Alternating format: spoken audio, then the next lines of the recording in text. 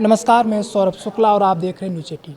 आम आदमी पार्टी यानी आप में एक ऐसा सियासी भूकंप आया है जिसने दिल्ली से लेकर पंजाब तक की राजनीति को हिलाकर रख दिया है। राघव चड्ढा और संदीप पाठक समेत आपके 10 में से 7 राज्यसभा सांसदों ने पार्टी से बगावत कर दी है और बीजेपी का दामन भी थाम लिया है। अब सवाल ये है कि क्या ये सांसद अपनी कुर्सी बचा पाएंगे और अरविंद केजरीवाल का अगला कदम क्या होगा। चलिए समझते हैं अब इसको कि मतलब अरविंद केजरीवाल का अगला कदम क्या होगा। शुक्रवार को राघव चड्ढा ने चौंकाने वाला ऐलान किया कि आपके 7 सांसद पार्टी छोड़कर बीजेपी में जा रहे हैं। इन सांसदों का कहना है कि वे पार्टी के अंदर घुटन महसूस कर रहे थे, लेकिन आपका आरोप कुछ और ही है। संजय सिंह और सौरभ भारद्वाज का दावा है कि ये कोई हृदय परिवर्तन नहीं है, बल्कि ईडी और सीबीआई का डर है।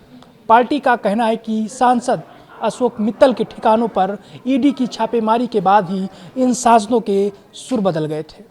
इस बड़े झटके के बाद अरविंद केजरीवाल अब आर पार के मूड में है।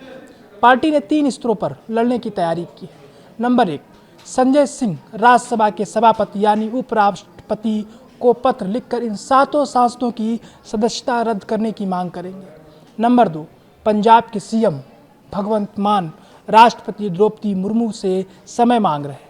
वे पंजाब से चुने गए सांसदों को वापस बुलाने यानी राइट टू रिकॉल की मांग कर रहे हैं। नंबर 3, आप इस मामले को सुप्रीम कोर्ट तक ले जाने की तैयारी में। अब यहाँ एक बड़ा कानूनी पेच है।